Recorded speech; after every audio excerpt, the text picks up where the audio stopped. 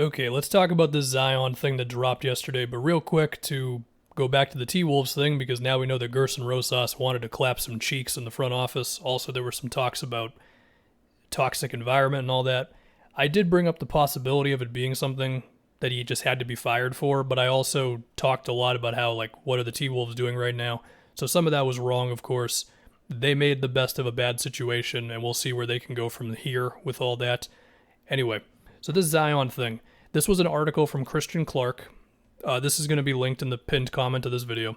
The article, as well as a Twitter thread we're going to talk about. So, Christian Clark, who has connections to the Pelicans, did a whole thing about Zion and David Griffin's relationship. It's not good.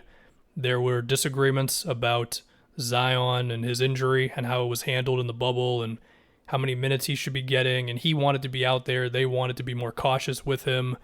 And there was also a thing about David Griffin playing Zion the piano, and that was like a meme or whatever. Zion not attending optional workouts. I'm also going to link a Twitter thread from someone named Schmidt, who has Pelicans connections as well. It's a whole thing about Zion and Griffin's relationship as well, and it's just not good. If you don't want to look at any of the details, it's just not where you want it to be, pretty much. And through doing scans of Pelicans internet, Pelicans Reddit, Pelicans Twitter, it seems to be a bit split where sometimes it's like Zion's the bad guy, Griffin's the bad guy. I mean, look, doing the whole piano thing, trying to get to Zion, that's weird. Also, Griffin has not done the best job of building a team. I mean, we know the Steven Adams and Eric Bledsoe stuff and all that. At the same time, I think we'd all agree Zion has not been in the best of shape and has not had the biggest commitment to defense and all that. But at the same time, the guy's been a dominant offensive force. He played, 60 games last year? So it's tough. I mean, one of the details in the whole thing was there was a disagreement with how cautious the Pelicans were being over Zion's injury.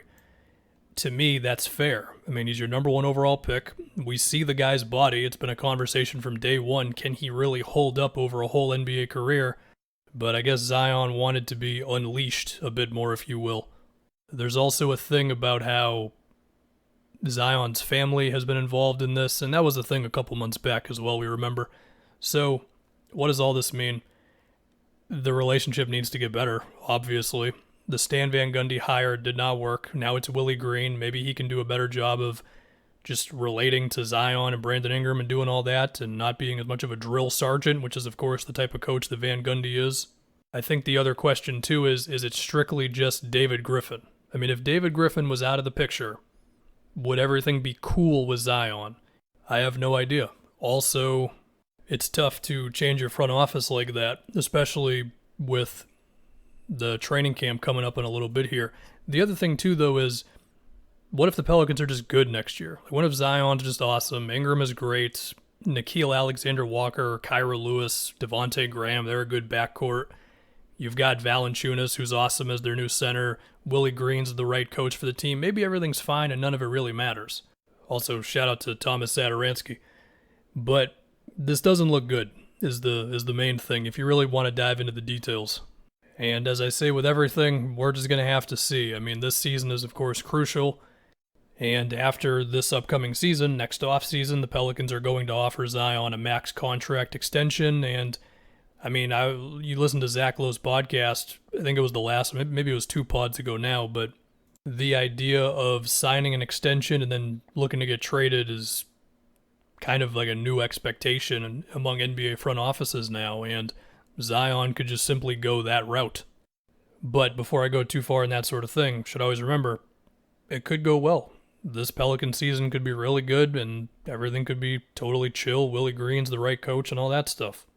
But the point again is that this just doesn't look very good right now. I mean, you think about the NBA at large, and I did talk about this a bit with the player empowerment stuff. If Zion Williamson, this is the crazy timeline, okay? This is the doomsday scenario for the Pelicans.